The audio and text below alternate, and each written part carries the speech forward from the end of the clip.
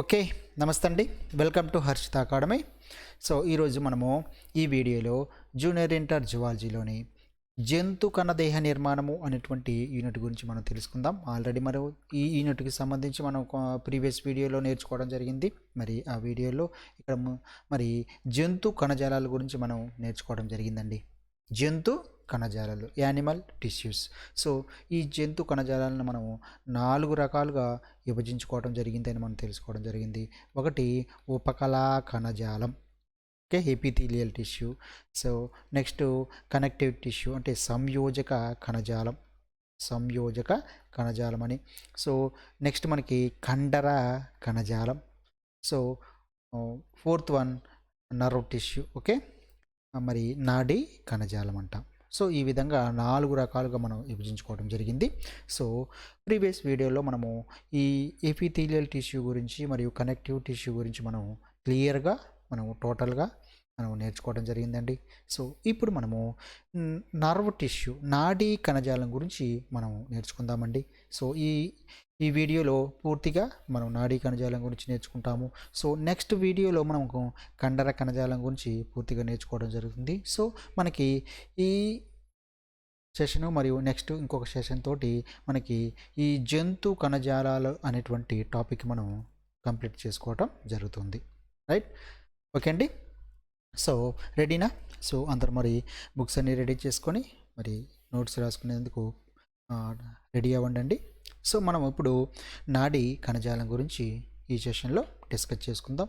So, ముందుగా video చూస్తున్న వారందరికీ కూడా చిన్న రిక్వెస్ట్ అండి, మరి వీడియో కింద ఉన్నటువంటి లైక్ బటన్ని తప్పకుండా ప్రెస్ చేయండి. ఓకే, కొత్తగా చూస్తున్న వారైతే మా వీడియో కింద ఉన్నటువంటి సబ్స్క్రైబ్ బటన్ తోటి ప్రెస్ చేసి సబ్స్క్రైబ్ చేసుకోండి మా ఛానల్ని, మరియు పక్కనే ఉన్నటువంటి బెల్ ఐకాన్ని ప్రెస్ చేయండి. ఓకే అండి, థ్యాంక్ యూ. సో, మనం టాపిక్లోకి వెళ్ళిపోదాం. సో, ఇప్పుడు మనము నాడీ కణజాలం, నర్వ్ టిష్యూ గురించి మనం నేర్చుకుందాం. సో, మరి ఇక్కడ ఈ నాడీ కణజాలం అనేది ఎక్కడి నుంచి ఏర్పడుతుంది? సో, మనకు తెలుసు, పిండ దశలో ఉన్నప్పుడు పిండం చుట్టూ మనకి 3 మనకి సో, మనకి ఇది పిండం అన్నట్లయితే ఈ పిండం చుట్టూ మనకి 3 త్వచాలు అనేవి కనిపిస్తూ ఉంటాయండి. 3 త్వచాలు ఉంటాయి. ఒకటి బాహ్య త్వచము అని, రెండవది మధ్య త్వచము, సో మూడవది అంతత్వచం అంటాం, అంతర త్వచం లేదా అంత్యత్వచం అంటాం. సో, ఇక్కడ ఉన్నటువంటి ఈ 3 రకాల త్వచాల నుంచి మన శరీరంలోని వివిధ రకాలైనటువంటి భాగాలు లేదా వ్యవస్థలు అనేవి ఏర్పడటం జరుగుతుంది. ఓకే, సో దీని గురించినటువంటి ఇన్ఫర్మేషన్ అంతా కూడా మనం ప్రీవియస్ వీడియోలో కూడా నేర్చుకోవటం జరిగింది.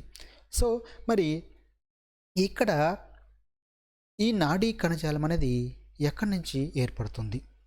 సో, నాడీ కణజాలం అనేది ముఖ్యంగా మనకి బాహ్య త్వచం నుంచి ఏర్పడుతుందండి. గుర్తుపెట్టుకోవాలండి, బాహ్య త్వచం లేదా బహిత్వచము లేదా బాహ్య త్వచం నుంచి మనకి ఈ నాడీ కణజాలం అనేది ఏర్పడుతూ ఉంటుంది. సో, బాహ్య త్వచం నుంచి మనకి నాడీ కణజాలం అనేది ఏర్పడుతుంది. మరి ఇక్కడ మన యొక్క శరీరం చూసుకున్నట్లయితే మన శరీరము అనేక రకాలైనటువంటి ప్రేరణలకు లేదా మార్పులకు ప్రతిస్పందనలు అనేవి కలుగజేస్తూ ఉంటుంది.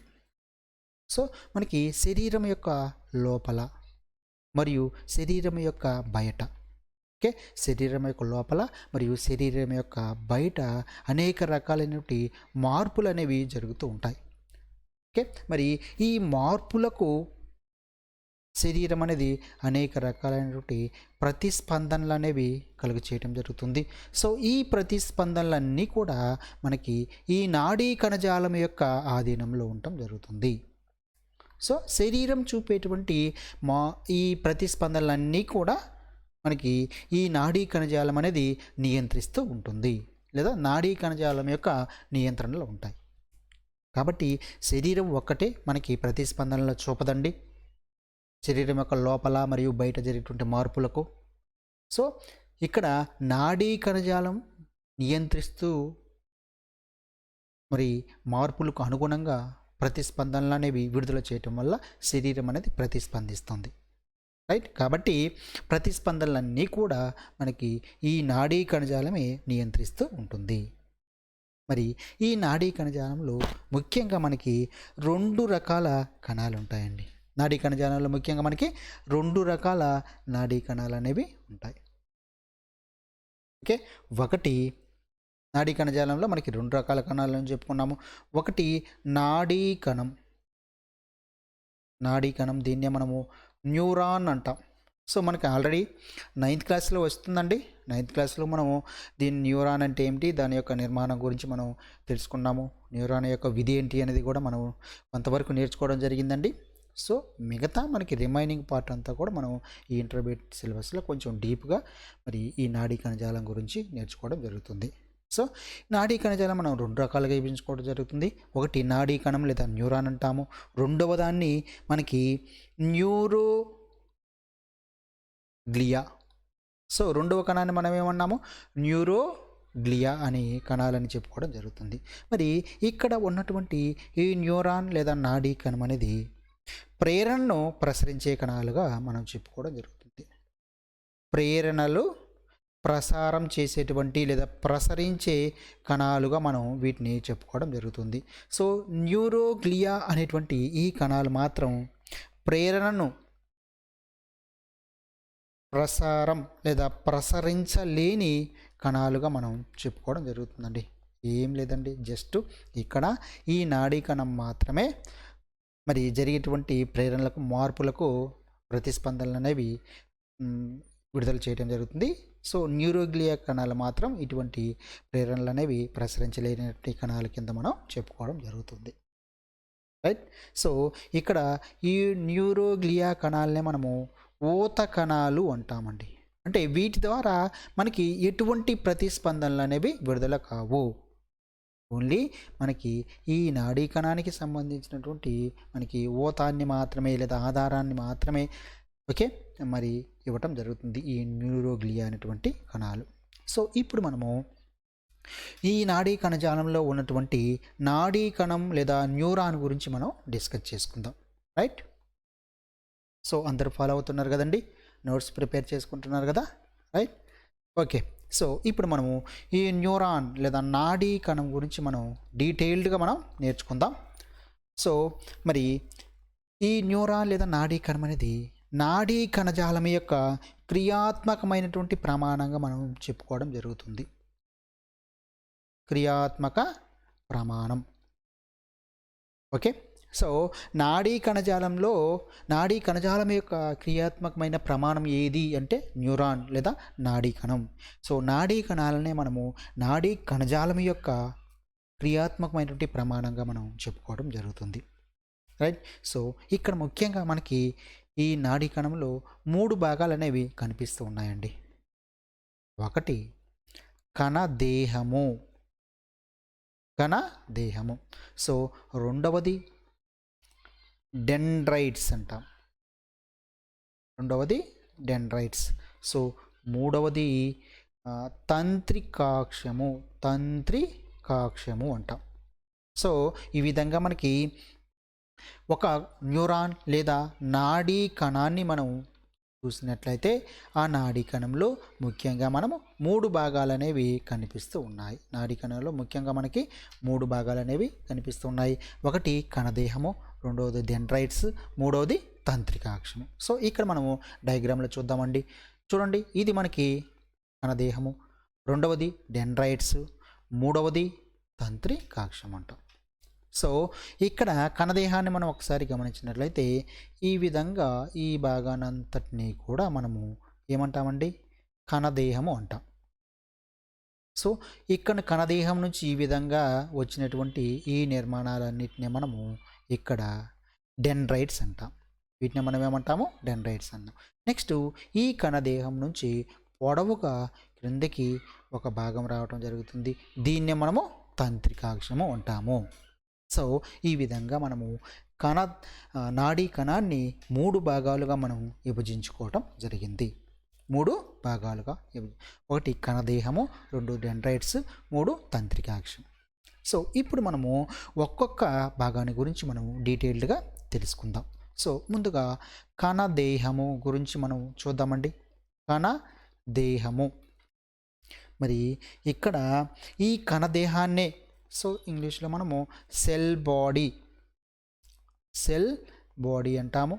సో ఈ కణదేహాన్ని మనము పెరికారియన్ అంటాం. పెరికారియన్ లేదా సైటాన్ లేదా మనము దీన్ని దేహము అని కూడా పిలవటం జరుగుతుంది. సో చూడండి, కణదేహానికి ఇన్ని పేర్లన్నీ ఉన్నాయండి. పెరికారియన్ అని, సైటాన్ అని, లేదా దేహము అని కూడా అంటాం. మరి ఈ కణదేహాన్ని మనం గమనించినట్లయితే చూడండి, ఇది మొత్తం కూడా ఏమని చెప్పుకున్నాము, కణదేహము లేదా సైటాన్ లేదా మన దేహం అన్నాం కదా. దీంట్లో ఈ సైటాన్ లేదా కణదేహంలో దీని యొక్క జీవ పదార్థంలో చిన్న చిన్న రేణువులు అనేవి కనిపిస్తూ ఉన్నాయి కదండి. సో ఈ విధంగా జీవ పదార్థంలో ఉన్నటువంటి ఈ రేణువులనే మనము నిస్సల్ రేణువులు అంటాం, లేదా నిస్సల్ కణికలు. నిస్సల్ రేణువులు లేదా నిస్సల్ కణికలు అంటాము, లేదా నిస్సల్ గ్రాన్యూల్స్ అంటాము. సో నెక్స్ట్ అదే జీవ పదార్థంలో మనకి మధ్యలో ఒక పెద్ద పరిమాణంలో ఒకే ఒక కేంద్రకం అనేది కూడా ఉంటుంది. సో దీన్ని మనము కేంద్రకం అంటాం, రైట్. సో ఇక్కడ కణదేహం యొక్క జీవ పదార్థంలో నిస్సల్ రేణువులు లేదా నిస్సల్ కణికలు మరియు ఒక అతి పెద్ద పరిమాణంలో ఉన్నటువంటి ఒకే ఒక కేంద్రకం అనేది కనిపిస్తూ ఉంటుంది, రైట్. సో ఇక్కడ కేంద్ర నాడీ వ్యవస్థలో CNS, okay, central nervous system, కేంద్ర నాడీ వ్యవస్థలో ఉన్నటువంటి ఈ కణదేహ సమూహాలు. సో ఈ కేంద్ర నాడీ వ్యవస్థలో ఉన్నటువంటి ఈ నాడీ కణాల యొక్క కణదేహ సమూహాలనే మనము కేంద్రకము అంటామండి, గుర్తుపెట్టుకోవాలండి. సో కేంద్ర నాడీ వ్యవస్థలో ఉన్నటువంటి కేంద్ర నాడీ వ్యవస్థలో కూడా మనకి ఏముంటాయండి, మనకి నాడీ కణాలు అనేక నాడీ కణాలను ఉంటాయి. సో వీటికి విభజన చెందే శక్తి అనేది ఉండదు, గుర్తుపెట్టుకోవాలండి. విభజన చెందే శక్తి అనేది ఉండదు. సో మనకి పుట్టినప్పుడు ఎన్ని నాడీ కణాలు అనేవి ఉంటాయో జీవితాంతం మరణించేంత వరకు కూడా అన్ని నాడీ కణాలు ఉంటాయి. సో ఏదో కారణాల చేత నాడీ కణం మరణించడం జరిగితే వాటి స్థానంలో కొత్త కణాలు అనేవి విభజన చెందవు. కాబట్టి వీటికి విభజన చెందే శక్తి అనేది లేదు. మరి ఇక్కడ సెంట్రల్ నర్వస్ సిస్టంలో కేంద్ర నాడీ వ్యవస్థలో ఉన్నటువంటి ఈ కణదేహాల సమూహాలను మనము కేంద్రకం అంటాము. Next PNS, peripheral nervous system, పరిధీయ నాడీ వ్యవస్థ అంటాము. ఈ పరిధీయ నాడీ వ్యవస్థలో ఉన్నటువంటి ఈ కణదేహాల సమూహాలను మనము నాడీ సంధి అంటాం. సో ఈ పాయింట్ మీరు గుర్తుపెట్టుకోవాలి. సో మనకి కేంద్ర నాడీ వ్యవస్థలోను మరి పరిధీయ నాడీ వ్యవస్థలోను మనకి ఇక్కడ నాడీ కణాలు ఉంటాయి. మరి ఈ నాడీ వ్యవస్థల్లో ఉన్నటువంటి ఆ నాడీ కణాల యొక్క కణదేహాల సమూహాలను మనము సిఎన్ఎస్, సెంట్రల్ నర్వస్ సిస్టంలో ఉన్నటువంటి నాడీ కణ దేహ సమూహాలనే మనము కేంద్రకమని, పరిధీయ నాడీ వ్యవస్థలో ఉన్నటువంటి నాడీ కణాల యొక్క కణదేహ సమూహాలను నాడీ సంధి అని పిలవటం జరుగుతుంది. సో ఈ పాయింట్లు రెండు కూడా మీరు కన్ఫ్యూజన్ అవ్వకుండా గుర్తుపెట్టుకోవాలండి. సో ఇది మనకి ఈ నాడీ కణంలోని కణదేహము లేదా సైటాన్ లేదా పెరికారియన్ అనే దాని గురించినటువంటి ఇన్ఫర్మేషన్. సో నెక్స్ట్ రెండవ భాగం మనకి డెండ్రైట్స్ అనేవి ఉన్నాయి. డెండ్రైట్స్. సో ఈ డెండ్రైట్స్ అనేవి మనకి ఎక్కడి నుంచి ఏర్పడుతున్నాయి అంటే, సో మనం ఇదంతా ఏం చెప్పుకున్నామండి, సో ఇదంతా కూడా మనం సైటాన్ చెప్పుకున్నాం కదా. ఈ సైటాన్ లేదా కణదేహం నుంచి ఇవి ఏర్పడటం జరుగుతుంది. కణదేహం నుంచి ఇవి ఏర్పడతాయి. కణదేహం నుంచి ఇవి ఏర్పడటం జరుగుతుంది డెండ్రైట్స్ అనేవి. సో ఇవి కణదేహం నుంచి ఏర్పడి అనేక శాఖలుగా పొట్టి చిన్న చిన్న శాఖలుగా ఈ విధంగా ఇవి విభజన అనేది చెందుతూ ఉంటాయి. చూడండి, సో ఈ విధంగా ఈ సైటాన్ నుంచి ఏర్పడినటువంటి డెండ్రైట్స్ అనేవి చిన్న చిన్న శాఖలుగా కూడా విభజన అనేది చెందుతూ ఉంటాయి. ఇటువంటి నిర్మాణాలని మనము డెండ్రైట్స్ అని చెప్పుకోవడం జరుగుతుంది. ఓకే, ఇటువంటి నిర్మాణాలను మనం డెండ్రైట్స్ అంటాము. ఈ డెండ్రైట్స్లో కూడా మనకి నిస్సల్ నిర్మాణాలు లేదా నిస్సల్ కణికలు లేదా నిస్సల్ నిర్మాణాలు మరియు నాడీ తంతువులు అనేవి కూడా ఉంటాయి. సో ఇది ఇక్కడ మీరు గుర్తుపెట్టుకోవాల్సినటువంటి పాయింట్ అండి. సో ఇక్కడ నిస్సల్ కణికలు అనేవి కణదేహంలోనే ఉంటాయి అనుకుంటాం ఇప్పటివరకు, కానీ ఈ నిస్సల్ కణికలు లేదా నిస్సల్ నిర్మాణాలు అనేవి కణదేహంతో పాటుగా డెండ్రైట్స్లో కూడా ఈ నిస్సల్ కణికలు అనేవి ఉంటాయి అని మనం ఇక్కడ గుర్తుపెట్టుకోవాలి.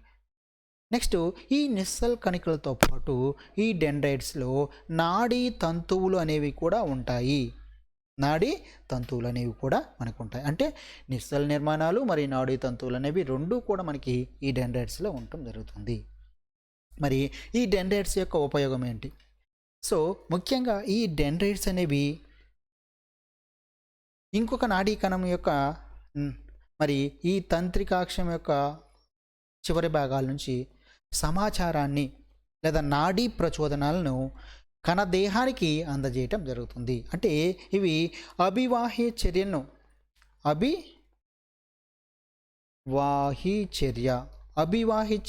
ఇవి నిర్వహించటం జరుగుతుంది. అంటే అభివాహ్య చర్య అంటే శరీరంలో ఉన్నటువంటి వివిధ భాగాల్లో జరిగినటువంటి ప్రేరణలు ఇవి జ్ఞాననాడుల ద్వారా ఇవి మెదడులోనే ఉన్నటువంటి ఈ డెండ్రైట్స్ ద్వారా నాడీ కణంలోని కణదేహానికి అందజేయటం జరుగుతుంది. అంటే ఇక్కడ జ్ఞాననాడుల నుంచి సమాచారాన్ని మెదడులో ఉన్నటువంటి నాడీ కణంలో ఉన్నటువంటి డెండ్రైట్స్ ద్వారా కణదేహానికి అందజేయటం జరుగుతుంది. దీన్ని మనం అభివాహి చర్య అంటాము. సో ఈ అభివాహి చర్య అనేది ఈ డెండ్రైట్స్ ద్వారా చేయటం జరుగుతుంది. ఏం లేదండి, సింపుల్ అండి. సమాచారాన్ని ఏం చేస్తుందంటే వేరే ఇతర నాడీ కణంలో ఉన్నటువంటి తంత్రికాక్షం నుంచి గ్రహించి ఆ సమాచారాన్ని ఇక్కడ సైటానికి లేదా కణదేహానికి డెండ్రైట్స్ అనేవి అందజేయటం జరుగుతుంది. తర్వాత ఈ సైటాన్లో ఉన్నటువంటి కేంద్రకం ఈ భాగాలన్నీ కూడా వచ్చినటువంటి సమాచారాన్ని విశ్లేషించి దానికి అనుగుణంగా ప్రతిస్పందనలు ఉత్పత్తి చేస్తాయి. ఆ ప్రతిస్పందనలు అనేవి ఇక్కడ ఉన్నటువంటి తంత్రికాక్షం ద్వారా ప్రయాణం చేయటం జరుగుతుంది. సో ఈ విధంగా మరి ఈ డెండ్రైట్స్ అనేవి అభివాహి చర్యను పూర్తి చేయటం జరుగుతుంది. సో నెక్స్ట్ ఉన్నటువంటి భాగం తంత్రికాక్షము అంటామండి. తంత్రికాక్షం అంటాం. సో ఇక్కడ దీన్ని మనం ఇంగ్లీష్లో ఆక్సాన్ అని కూడా అంటాం. ఆక్సాన్ లేదా తంత్రికాక్షం అంటాం. ఆక్సాన్ లేదా తంత్రికాక్షం అంటాం. సో మరి ఈ తంత్రికాక్షం అనేది కూడా ఎక్కడి నుంచి ఏర్పడుతుంది? కణదేహం నుంచి ఏర్పడటం జరుగుతుంది. సో ఇది అంతా మన కణదేహం అయితే ఈ కణదేహం నుంచి మనకి పొడవైనటువంటి స్తూపాకారమైనటువంటి నిర్మాణంలో ఉన్నటువంటి ఈ భాగాన్ని పొడవుగా ఉంటుంది, మరి స్తూపాకారంలో ఉంటుంది. ఇటువంటి నిర్మాణాన్ని మనము తంత్రికాక్షము లేదా ఆక్సాన్ అంటాము. ఇది కణదేహం నుంచి ఏర్పడుతుంది. ఇది కూడా కణదేహం నుంచి ఏర్పడుతూ ఉంటుంది. సో ఇక్కడ మీకు ఇంకొక పాయింట్ గుర్తుపెట్టుకోవాలి. ఈ ఆక్సాన్ లేదా తంత్రికాక్షంలో మనకి నిస్సల్ కణికలు అనేవి ఉండవు.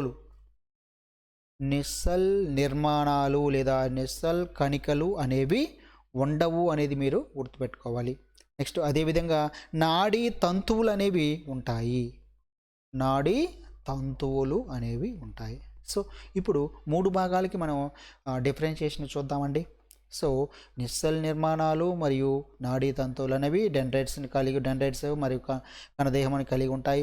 మరి ఇక్కడ తంత్రికాక్షం చూసినట్లయితే నిస్సల్ నిర్మాణాలు అనేవి తంత్రికాక్షంలో ఉండవు. ఓన్లీ నాడీ తంతువులు మాత్రమే ఈ ఆక్సాన్ లేదా తంత్రికాక్షం అనేది కలిగి ఉండటం జరుగుతుంది. నాడీ తంతువులు మాత్రమే కలిగి ఉండటం జరుగుతుంది. ఓకే, మరి ఈ నాడీ తంతువులు అనేది పొడవుగా స్తూపాకారంగా ఉండి చివరన మనకి కొన్ని శాఖలుగా విభజన చెందుతూ ఉంటుంది ఈ విధంగా. సో ఈ విధంగా ఈ విభజన చెందినటువంటి ఈ చివరి భాగాన్ని మనం తంత్రికాక్ష అంత్యాలు అంటాము. ఈ తంత్రికాక్ష అంత్యాలు అనేవి చిన్న చిన్న బుడిపిల్ల మాదిరిగా ఉన్నటువంటి భాగాలుగా ఉంటాయి. వీటిని మనము నాడీకణ సంధియ బుడిపె అంటాము. నాడీకణ సంధియ బుడిపే అని చెప్పుకోవడం జరుగుతుంది. వీటిని మనము నాడీ అభివాహకాలు అని కూడా అంటాం. ఈ నాడీ కణ సంధియ బుడిపెల్నే మనము ఇక్కడ నాడీ అభివాహి లేదా నాడీ అభివాహకాలు అని కూడా మనం ఈ నాడీ సంధియ బుడిపెల్ని మనం చెప్పుకోవడం జరుగుతుంది. ఓకే, మరి ఇక్కడ ఇంకొక చిన్న దాని గురించి కూడా మనం తెలుసుకోవాలి. నాడీ కణసంధి లేదా సైనాప్స్ అంటాము. నాడీ కణసంధి లేదా సైనాప్స్ లేదా నాడీ కణ సంధి. సైనాప్స్ లేదా నాడీ కణ సంధి అంటే ఒక నాడీ కణం. ఈ నాడీ కణం యొక్క తంత్రికాక్షం అంత్యానికి మరియు దాని కింద లేదా పక్కన ఉన్నటువంటి వేరొక నాడీ కణం యొక్క డెండ్రైట్స్. ఇక్కడ చూడండి, ఒక నాడీ కణం యొక్క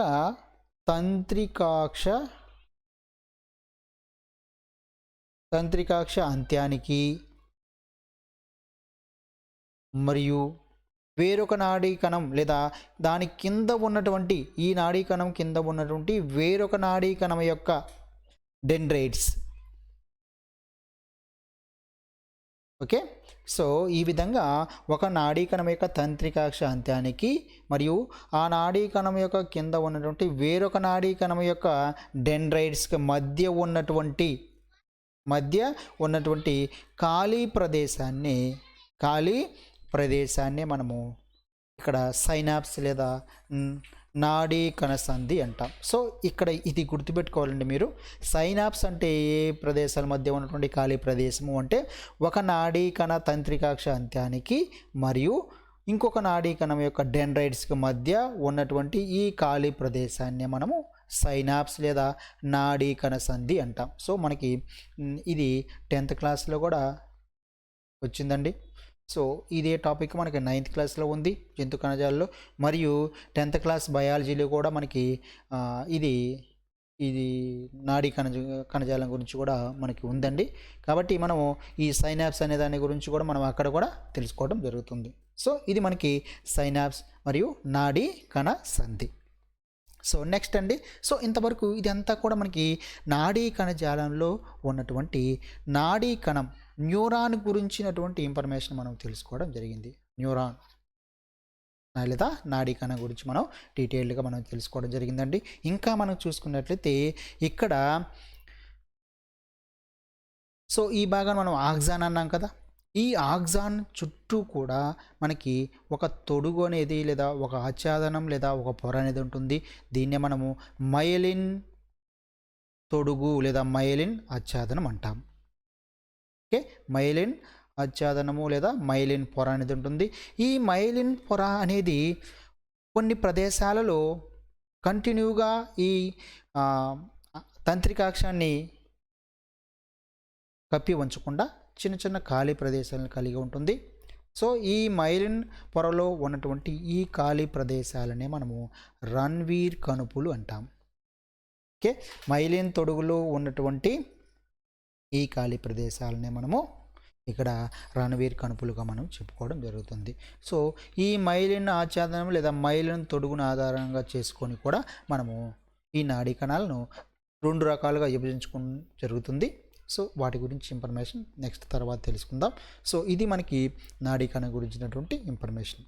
ముందుగా ఇక్కడ 3 భాగాలు ఉంటాయని తెలుసుకున్నాము. 1 కణదేహము, 2 డెండ్రైట్స్, 3 తంత్రికాక్షం అన్నాము. మరి కణదేహం అనేది చూసుకున్నట్లయితే దాని యొక్క జీవ పదార్థంలో నిస్సల్ రేణువులు ఉంటాయి మరియు కేంద్రకం అనేది ఉంటుందని తెలుసుకున్నాము. నెక్స్ట్ డెండ్రైట్స్, ఇవి కణదేహం నుంచి ఏర్పడతాయి. మరి కణదేహం నుంచి ఏర్పడినటువంటి ఈ డెండ్రైట్స్లో ముఖ్యంగా మనకి నిస్సల్ రేణువులు మరియు నాడీ తంతువులు అనేవి కూడా కలిగి ఉంటాయని కూడా మనం తెలుసుకోవటం జరిగింది. నెక్స్ట్ 3వ భాగం మనకి తంత్రికాక్షము లేదా ఆక్సాన్ అన్నాము. ఈ ఆక్సాన్ కూడా మనకి కణదేహం నుంచి ఏర్పడుతుందని, పొడవుగా స్తూపాకారంగా మనకి ఏర్పడుతుందని, మరి దీని యొక్క చివరన మనకి తంత్రికాక్ష అంత్యాలనే ఉంటాయి. ఈ అంత్యాలనేవి నాడీ సంధియ బుడిపలతోటి అంతమవుతున్నాయని మనం తెలుసుకోవడం జరిగింది. మరి ఈ ఆక్సాన్ చుట్టూ ఒక పొర ఉంటుంది. దీన్ని మనం మైలిన్ పొర లేదా మైలిన్ త్వచం అంటాము. ఈ మైలిన్ త్వచం అనేది ఆక్సాన్ చుట్టూ ఉన్నటువంటి ఈ మైలిన్ పొర అనేది మరి పూర్తిగా కప్పకుండా అక్కడక్కడ చిన్న చిన్న ఖాళీ ప్రదేశాలను కలిగి ఉంటుంది. అటువంటి వాటిని ఆ ఖాళీ ప్రదేశాలను మనం రణవీర్ కణుపులు అన్నాము. నెక్స్ట్ ఇక్కడ ఉన్నటువంటి ఈ మైలిన్ పొరలో కూడా మనకి చిన్న చిన్న కణాలు ఉంటాయి. వీటిని మనం స్వాన్ కణాలని కూడా చెప్పుకోవడం జరుగుతుంది. సో వీటి గురించినటువంటి స్వాన్ కణం మరియు మైలిన్ ఆచ్ఛాదన గురించి తర్వాత మనం తెలుసుకుందాం. సో ఇదంతా కూడా మనం నాడీ కణం గురించి నేర్చుకున్నాం. సో నెక్స్ట్ మనకి ఇక్కడ కీలితాలు ఆధారంగా నాడీ కణాలను మనము 3 రకాలుగా విభజించుకోవడం జరిగిందండి. సో నాడీ కణాలు ఇప్పుడు రకాల గురించి తెలుసుకుందాం. సో నాడీ కణాలు మనము వాటి యొక్క కీలితాలు ఆధారంగా నాడీ కణాలను మనము 3 రకాలుగా విభజించుకున్నాము. ఒకటి ఏకధ్రువ నాడీ కణాలు, రెండవది ద్విధ్రువ నాడీ కణాలు, 3 బహుధ్రువ నాడీ కణాలు. సో చూడండి, ఇది ఏకధ్రువ నాడీ కణం. దీన్ని మనం మిథ్యా ఏకధ్రువ నాడీ కణం లేదా న్యూరాన్గా మనం చెప్పుకోవడం జరుగుతుంది. సో ఏకధ్రువ అంటే ఒకే ఒక ధ్రువాన్ని కలిగి ఉంటుందండి. సో ఈ ఏకధ్రువ నాడీ కణాలనే మనము జ్ఞాన కణాలు అని కూడా చెప్పవచ్చు. జ్ఞాన కణాలు అంటే మనకి జ్ఞానాంగాల నుంచి సమాచారాన్ని ఇవి సేకరించడం జరుగుతుంది. కాబట్టి వీటిని ఏకధ్రువ నాడీ కణాలని మనము జ్ఞాన కణాలు అని కూడా అంటాం. సో వీటిలో మనం చూసుకున్నట్లయితే కణదేహం నుంచి ఒకే ఒక కీలితం అనేది ఏర్పడుతుందండి. సో ఇది మనకి కణదేహం అనేది చూసుకున్నట్లయితే ఈ కణదేహం నుంచి ఒకే ఒక కీలితం అనేది ఏర్పడుతుంది. సో చూడండి, ఇది కణదేహము. ఈ కణదేహం నుంచి ఒకే ఒక కీలితం అనేది ఏర్పడింది.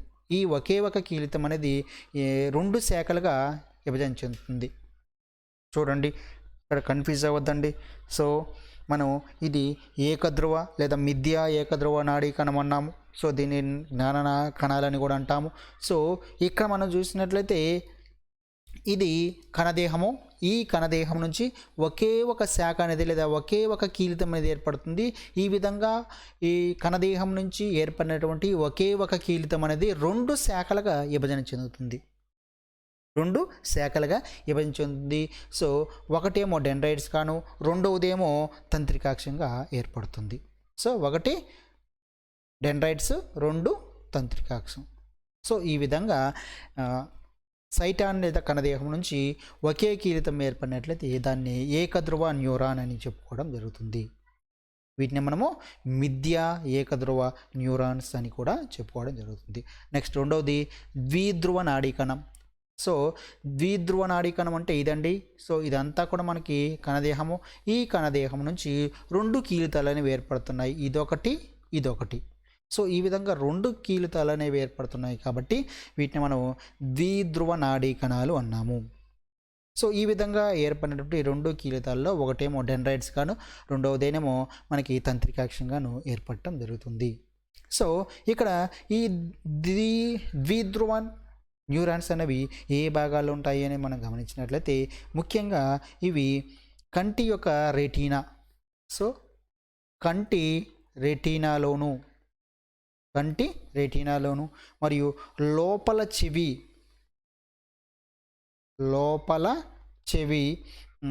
జ్ఞాన కణాల్లో జ్ఞాన కణాల్లోను మరియు ఘ్రాణ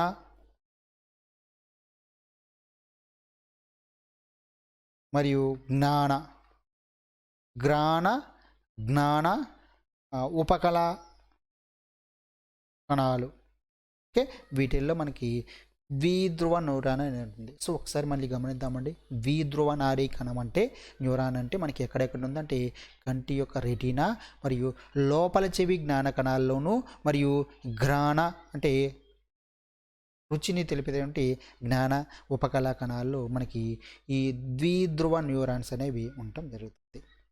రైట్. సో నెక్స్ట్ మనకి మూడవది బహుధ్రువ నాడీ కణాలు. అంటే ఇక్కడ ఒక తంత్రికాక్షము.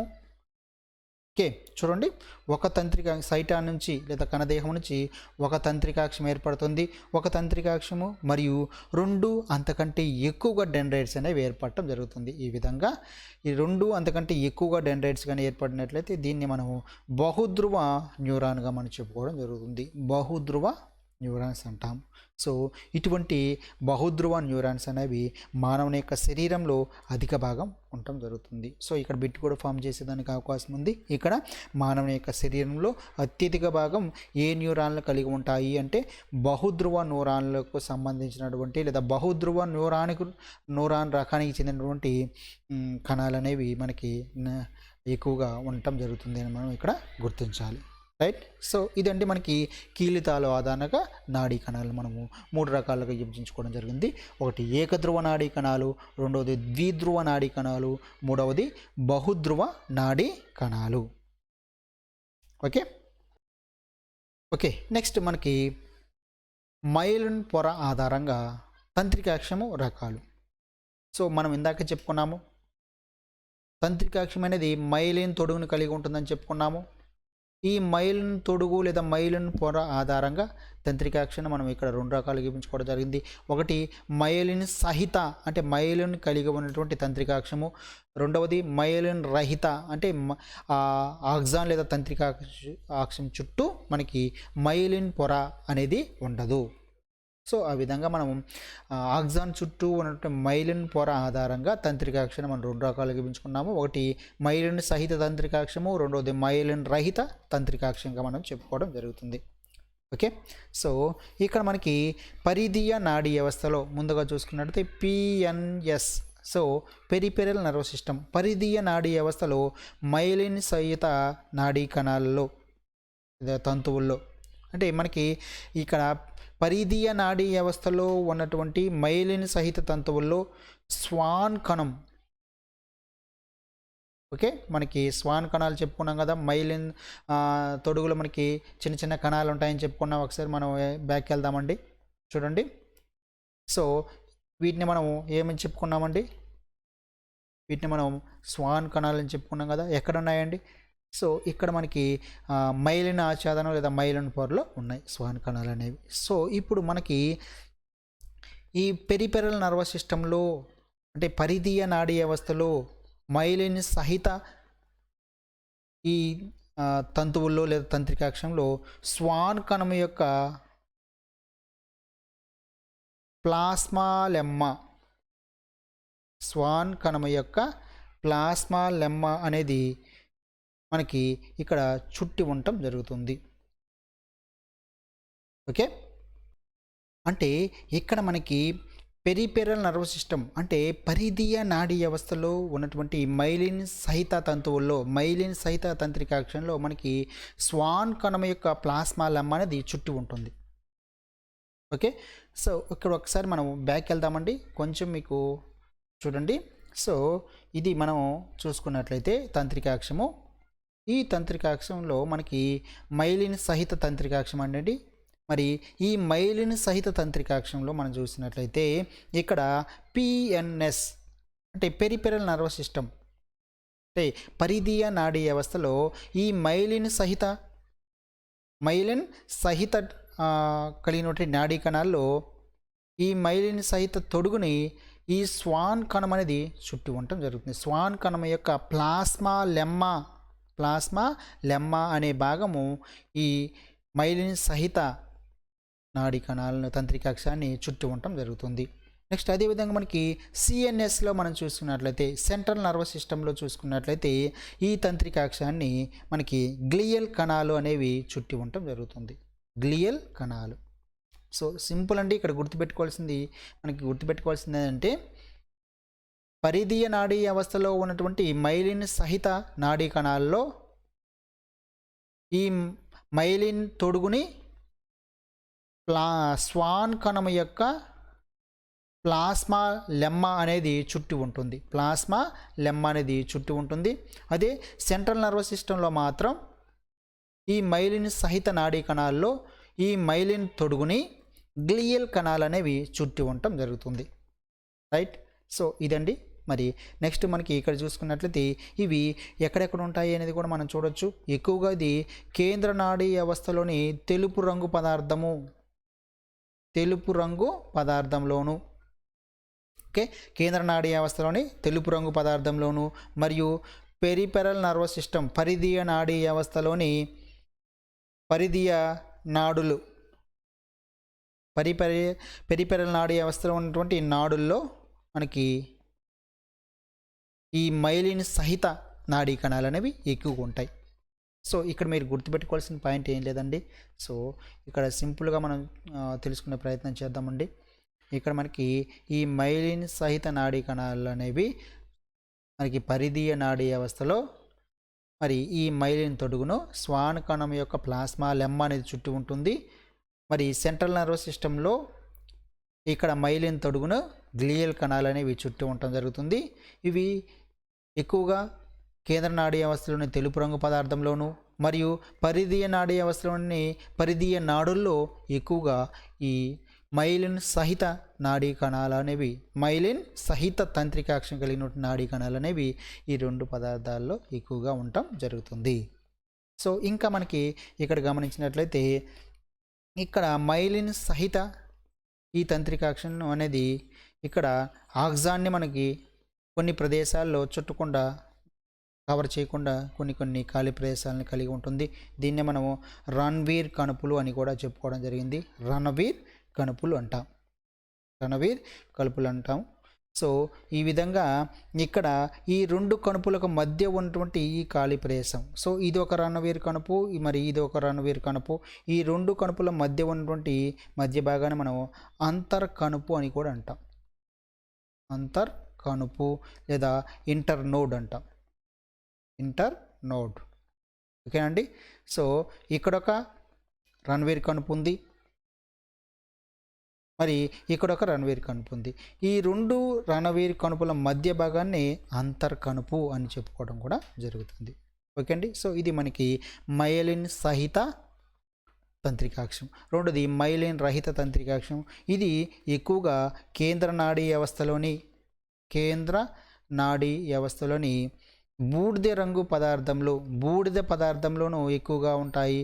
మరియు దీంతోపాటు మనకి స్వయం శోధిత నాడీ వ్యవస్థ, ఆటోనమస్ నర్వస్ సిస్టమ్ అంటాము, స్వయం శోధిత నాడీ వ్యవస్థ.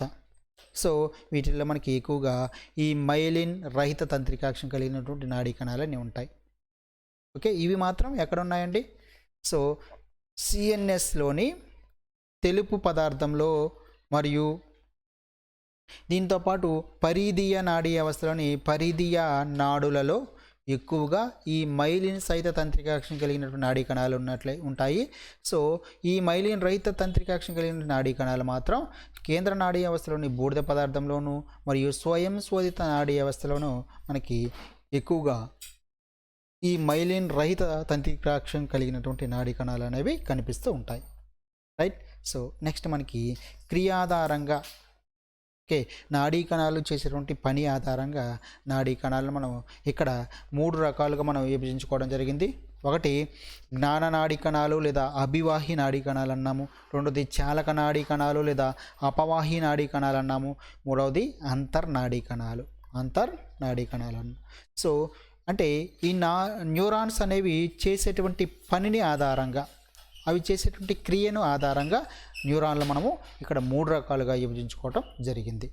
ఒకటి జ్ఞాన నాడీ కణాలు లేదా అభివాహి, 2 చాలక నాడీ కణాలు లేదా అపవాహి, సో అంతర్నాడీ కణాలు. ఈ విధంగా 3 రకాలుగా విభజించుకోవడం జరిగింది. ఇక్కడ ఏం లేదంటే జ్ఞాన నాడీ కణాలు అంటే గ్రాహకాల నుంచి, అంటే మన శరీరంలో ఉన్నటువంటి ఈ వివిధ రకాలైన జ్ఞానాంగాల్లో ఉన్నటువంటి గ్రాహకాల నుంచి మనకి జ్ఞాన ప్రచోదనాలు అనేవి ఈ నాడీ కణాలకు చేరటం జరుగుతుంది. కేంద్ర నాడీ వ్యవస్థలో ఉన్నటువంటి వాటికి కేంద్ర నాడీ వ్యవస్థకు చేరుకోవడం జరుగుతుంది. సో సింపుల్ అండి, ఏం లేదు. ఇక్కడ మీరు గుర్తుపెట్టుకోవాల్సింది మన శరీరంలో ఉన్నటువంటి ఈ వివిధ రకాల జ్ఞానాంగాలు ఉన్నాయి. సో ఈ జ్ఞానాంగాల్లో మనకి గ్రాహకాలు అనేవి ఉన్నాయి. సో ఈ గ్రాహకాల నుంచి మరి ఈ ప్రచోదనాలు అనేవి మనకి కేంద్ర నాడీ వ్యవస్థకు చేరవేయటం జరుగుతుంది. వీటిని మనం జ్ఞాన నాడీ కణాలు అన్నాము లేదా అభివాహి నాడీ కణాలు అంటాము. రెండవది చాలక నాడులు లేదా అపవాహి నాడీ కణాలు అన్నాము. సో ఇక్కడ చాలక ప్రచోదనాలు సో ఈ చాలక ప్రచోదనాలను కేంద్ర నాడీ వ్యవస్థ నుంచి, సో సెంట్రల్ నర్వస్ సిస్టమ్ కేంద్ర నాడీ వ్యవస్థ నుంచి ప్రభావిత అంగాలకు మనకి చేరవేయటం జరుగుతుంది. అంటే ప్రభావిత అంగాలు అంటే మనకి మన శరీరంలో ఉన్నటువంటి వివిధ రకాల కండరాలు కావచ్చు, మరియు అదేవిధంగా ఈ వివిధ రకాలైనటువంటి గ్రంథులు కావచ్చు. సో ఈ విధంగా అనేక రకాలైనటువంటి మనకి ప్రభావిత అంగాలు ఉన్నాయి మన శరీరంలో. సో అటువంటి ప్రభావిత అంగాలకు ఈ చాలక ప్రచోదనాలు అనేవి సెంట్రల్ నర్వస్ సిస్టమ్ ద్వారా చేరవేయటం జరుగుతుంది. వీటిని మనం చాలక నాడీ కణాలు అంటాం. సో రెండవది అంతర్నాడీ కణాలు. సో ఈ అంతర్నాడీ కణాలు అనేవి సిఎన్ఎస్లో ఉంటాయండి, కేంద్ర నాడీ వ్యవస్థలో ఉంటాయి. ఇవి జ్ఞాన మరియు చాలక జ్ఞాన, చాలక మరియు నాడీ కణాలను కలుపుతూ ఉంటాయి. జ్ఞాన, చాలక, నాడీ కణాలను కలిపేటువంటి కణాలనే మనము అంతర్నాడీ కణాలు అంటాము. ఇవి కేంద్ర నాడీ వ్యవస్థలో ఉంటాయి. సో ఈ విధంగా మనము న్యూరాన్ చేసేటువంటి క్రియల ఆధారంగా వాటిని 3 రకాలుగా విభజించుకున్నాము. జ్ఞాన నాడీ కణాలు లేదా అభివాహి నాడీ కణాలు, రెండవది చాలక నాడులు లేదా అపవాహి నాడులు, నెక్స్ట్ మూడవది అంతర్నాడీ కణాలు. సో ఇక్కడ ఏం లేదండి, గ్రాహకాల నుంచి జ్ఞాన ప్రచోదనాలు అనేవి సెంట్రల్ నర్వస్ సిస్టమ్కి చేరవేయటం జరుగుతుంది. వీటిని జ్ఞాన నాడీ కణాలు అన్నాము. రెండోది చాలక ప్రచోదనాలు అనేవి కేంద్ర నాడీ వ్యవస్థ నుంచి ప్రభావిత అంగాలకు చేరవేయటం జరుగుతుంది. సో వీటిని చాలక నాడులు అన్నాము. నెక్స్ట్ మనకి అంతర్నాడీ కణాలు అన్నాము. వీటన్నిటిని కలుపుతుంది జ్ఞాన, చాలక మరియు నాడీ కణాలన్నింటినీ కలుపుతూ ఉంటాయి. వీటిని మనం అంతర్నాడీ కణాలు అంటాం. సో నెక్స్ట్ మనకి ఉన్నటువంటిది అసలు నాడీ అంటే ఏమిటి అనే దాని గురించి మనం డిస్కస్ చేసుకుందాం. నాడీ, సో మనకి పరిధీయ నాడీ వ్యవస్థ అనేది ఉంది. సో మనకు ఒకసారి నాడీ వ్యవస్థ గురించి తెలుసుకున్నట్లయితే మనకి కేంద్ర నాడీ వ్యవస్థ అని, పరిధీయ నాడీ వ్యవస్థ అని, స్వయంస్వత నాడీ వ్యవస్థ అని, ఈ విధంగా మనం 3 రకాలుగా విభజించుకోవడం జరుగుతుంది. సో అక్కడ నాడీ వ్యవస్థ గురించి తెలుసుకున్నప్పుడు క్లియర్గా తెలుసుకుందాం. సో ఇక్కడ మనకి పరిధీయ నాడీ వ్యవస్థ అనేది ఉంటుంది. పరిధీయ నాడీ వ్యవస్థ. ఈ పరిధీయ నాడీ వ్యవస్థలో మనకి ఉన్నటువంటి నాడీ తంతువులు అనేవి నాడులను ఏర్పరచడం జరుగుతుంది. సో పరిధీయ నాడీ వ్యవస్థలో ఉన్నటువంటి నాడీ తంతువులు అనేవి నాడులను ఏర్పరచడం జరుగుతుంది. సో ఇక్కడ మనకి నాడీ అనేది ఏ విధంగా ఉంటుంది, మరి దాని యొక్క నిర్మాణం ఏంటి అనే దాన్ని మనం ఒకసారి చూద్దాం. మరి ఇది నాడీ అనుకున్నట్లయితే ఆ నాడీ యొక్క అడ్డుకోతను మనం ఈ విధంగా ఉంటుందని, నాడీ యొక్క అడ్డుకోత అనేది. సో ప్రతి ఒక్క నాడీ తంతువును పొలచటి సంయోజక కణజాలం అనేది కప్పి ఉంచడం జరుగుతుంది. ప్రతి ఒక్క నాడీ తంతువును పొలచటి సంయోజక కణజాలం తోడుగనేది కప్పి ఉంచుతుంది. దీన్ని మనం ఎండోన్యూరియం అంటాం. సో ఎండోన్యూరియం. సో చూడండి ఇది. సో ఇది ఒక్కొక్క నాడీ తంతువు. ఈ విధంగా ఒక్కొక్క నాడీ తంతువును కప్పి ఉంచేటువంటి ఈ పొరను ఎండోన్యూరియం అంటాం. సో ఇవి పరిధీయ నాడీ వ్యవస్థలో ఉండే నాడీ తంతువులండి. ఈ ఒక్కొక్క నాడీ తంతువు అనేది ఒక్కొక్క నాడిని ఏర్పరచడం జరుగుతుంది. మరి ఈ ఒక్కొక్క నాడీ తంతువు చుట్టూ ఉన్నటువంటి ఈ పొరనే మనము ఎండోన్యూరియం అంటాము. ఈ ఎండోన్యూరియం అనేది పలుచటి సంయోజక కణజాలాన్ని కలిపి ఉంటుంది. సంయోజక కణజాలాన్ని కలిగి ఉండటం జరుగుతుంది. పలుచగా ఉన్నటువంటి సంయోజక కణజాలంతో ఎండోన్యూరియం అనే పొర అనేది ఏర్పడుతుంది. సో ఎండోన్యూరియం అనేటువంటి పొర ఎక్కడ ఉంటుంది అంటే నాడీ తంతువులను కప్పి ఉంచడం జరుగుతుంది.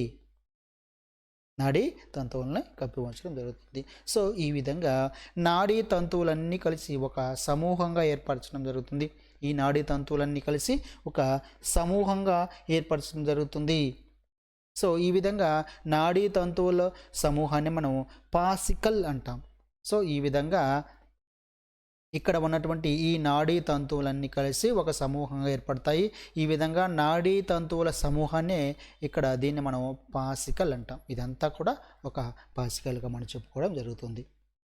ఓకే, మరి దీన్ని పెరిన్యూరియం అనేది కప్పి ఉంచడం జరుగుతుంది. పెరిన్యూరియం. సో ఇదొక చూడండి, ఇదొక పాసికల్. ఈ పాసికల్ చుట్టూ మనకి ఎపిన్యూరియం అనేటువంటి పొర అనేది కప్పి ఉంచడం జరుగుతుంది. నాడిలో ఉన్నటువంటి అన్ని పాసికల్స్ అన్ని కలిసి ఒక కట్టగా ఏర్పడటం జరుగుతుంది. ఈ విధంగా ఇక్కడ ఉన్నటువంటి ఈ పాసికల్స్లో ఉన్నటువంటి అన్నీ కలిసి మనకి ఒక నాడిగా ఏర్పరచడం జరుగుతుంది.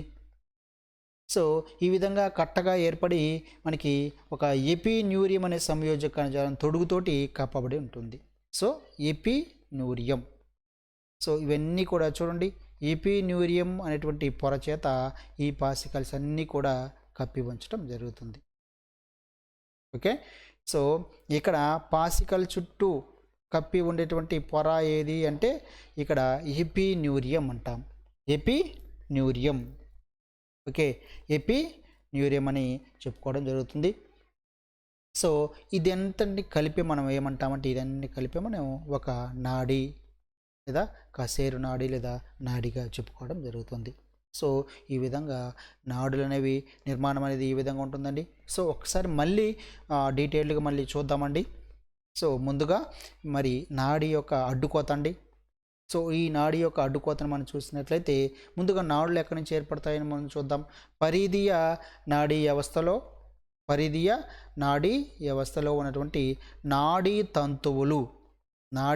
తంతువులు అనేవి నాడిని ఏర్పరచడం జరుగుతుంది. సో ఇక్కడ చూడండి, సో ఇది ఒక్కొక్క నాడీ తంతువు. ఈ ఒక్కొక్క నాడీ తంతువు పలుచటి సంయోజక కణజాలం పొరతోటి కప్పబడి ఉండటం జరుగుతుంది. దీన్ని మనము ఎండోన్యూరియం అంటాం. సో ఇక్కడ ఉన్నటువంటి ఈ నాడీ తంతువు చుట్టూ మనకి ఎండోన్యూరియం అనేటువంటి పొర అనేది కప్పి ఉంచడం జరుగుతుంది.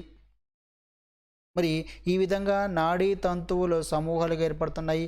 ఈ నాడీ తంతువుల సమూహాన్ని మనము పాసికల్ అని చెప్పుకోవడం జరుగుతుంది. ఈ పాసికల్ అనే దాన్ని చుట్టి ఈ నాడీ కణ సమూహాలను నాడీ తంతువుల యొక్క సమూహాలను చుట్టి మనకి పెరిన్యూరియం అనేటువంటి పొర అనేది ఉంటుంది. మరి ఈ విధంగా ఏర్పడినటువంటి ఈ పాసికల యొక్క సమూహాలన్నీ కూడా చుట్టి మనకి ఎపిన్యూరియం అనేటువంటి పొర ఉంటుంది. ఇవన్నీ కూడా ఒక్కొక్క పాసికల్ అండి. ఈ ఒక్కొక్క పాసికల్స్ అనేవి చుట్టి మనకి ఎపిన్యూరియం అనేటువంటి పొర అనేది ఉంటుంది. ఎపిన్యూరియం అనేటువంటి పొర ఉంటుంది. చివరికి ఇక్కడ ఎపిన్యూరియంగా ఏర్పడిన తర్వాత ఇవన్నీ పాసికల్స్ అన్నీ కూడా ఏర్పడుతున్నాయంటే వీటి చుట్టూ పాసికల్ చుట్టూ ఇవన్నీ కూడా మనకి సంయోజక కణజాలం పొరతోటి కప్పి ఉండటం జరుగుతుంది. ఇదంతా కలిసి మనము ఒక నాడిగా మనం చెప్పుకోవడం జరుగుతుంది. నాడిగా. సో ఈ విధంగా నాడి అనేది ఏర్పడుతుంది.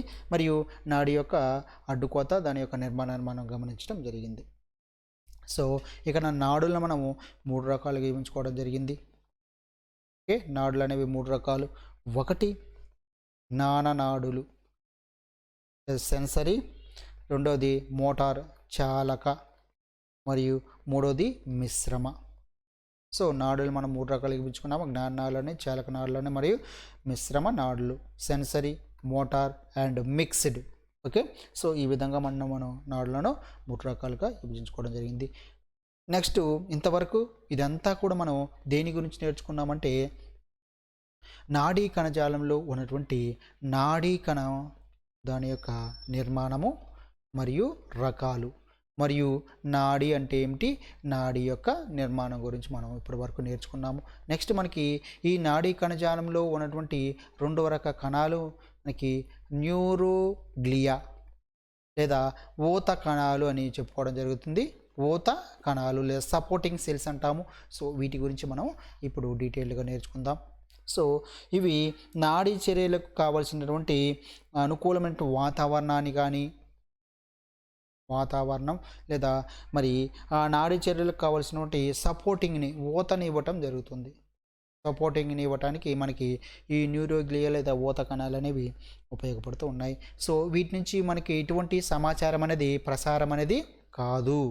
సమాచార ప్రసారం అనేది వీటి ద్వారా కాదండి, ఓన్లీ నాడీ కణాల ద్వారా సమాచారం అనేది ప్రసారం జరుగుతూ ఉంటుంది. సో ఇక్కడ మనకి ఈ న్యూరోగ్లియా కణాలు మాత్రం ఇక్కడ జీవితాంతం కూడా విభజన చెందే శక్తిని కలిగి ఉండటం జరుగుతుంది. విభజన శక్తిని కలిగి ఉంటాయి, కానీ ఇక్కడ నాడీ కణాలు మాత్రం ఆ శక్తి అనేది ఉండదు. ఓకే, నాడీ కణాలకు విభజన చెందే శక్తి ఉండదు, కానీ ఈ నాడీ కణజాలంలో ఉన్నటువంటి ఈ న్యూరోగ్లియా అనేటువంటి కణాలకు మాత్రం విభజన చెందే శక్తిని మాత్రం కలిగి ఉండటం జరుగుతుంది. విభజన చెందే శక్తిని కలిగి ఉండటం జరుగుతుంది. సో ఓకే, నెక్స్ట్ మనకి ఇక్కడ కేంద్ర నాడీ వ్యవస్థలో ఉన్నటువంటి ఈ న్యూరోగ్లియా కణాల్లో ముఖ్యంగా మనకి ఆలిగోడెండ్రోసైట్స్ మరియు ఆస్ట్రోసైట్స్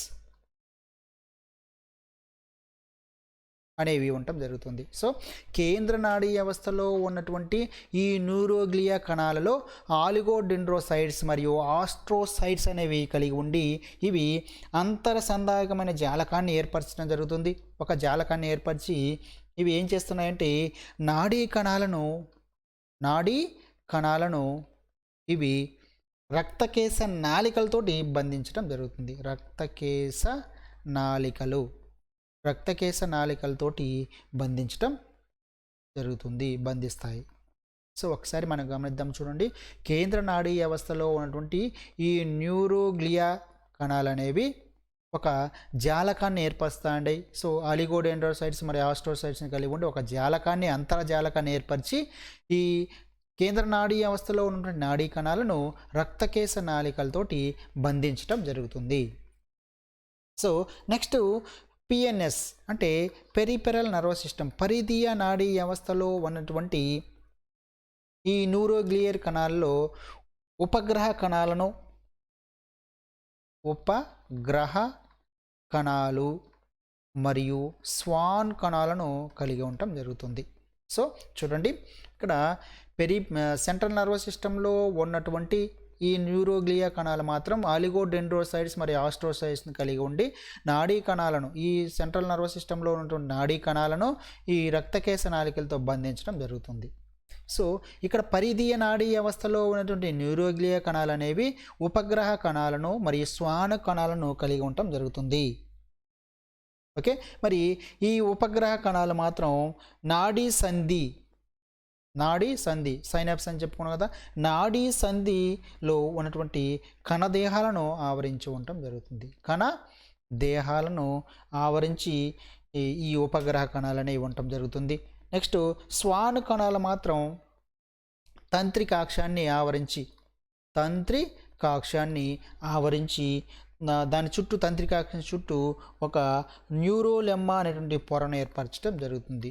న్యూరోలెమ్మా అనేటువంటి పొరను ఏర్పరచడం జరుగుతుంది. రైట్. సో ఒకసారి మళ్ళీ చూద్దాం, చూడండి. ఇక్కడ సెంట్రల్ నర్వస్ సిస్టంలో ఉన్నటువంటి న్యూరోగ్లియా కణాలు మాత్రం ఆలిగోడెండ్రోసైట్స్ మరియు ఆస్ట్రోసైట్స్ అనే వాటిని కలిగి ఉండి ఒక అంతర్జాలకాన్ని, ఒక వలలాంటి దాన్ని ఏర్పరిచి మరి సెంట్రల్ నర్వస్ సిస్టంలో ఉన్నటువంటి నాడీ కణాలను రక్తకేశ నాళికలతోటి బంధిస్తాయి. సో నెక్స్ట్ పరిధీయ నాడీ వ్యవస్థలో ఉన్నటువంటి ఈ న్యూరోగ్లియా కణాలు అనేవి ఉపగ్రహ కణాలను మరియు స్వాన కణాలను కలిగి ఉండటం జరుగుతుంది. మరి ఈ ఉపగ్రహ కణాలు అనేవి నాడీ సంధిలో ఉన్నటువంటి కణదేహాలను బంధిస్తాయి. నాడీ కణ దేహాలను ఆవరించి ఉండటం జరుగుతుంది ఉపగ్రహ కణాలు అనేవి. స్వాను కణాలు మాత్రం తంత్రికాక్షాన్ని చుట్టి న్యూరోలెమ్మా అనేటువంటి పొరను ఏర్పరచడం జరుగుతుంది. సో వీటితో పాటు మనకి ఇంకా కొన్ని కణాలు అనేవి ఉన్నాయి. వాటిని మనం ఎపెండెమల్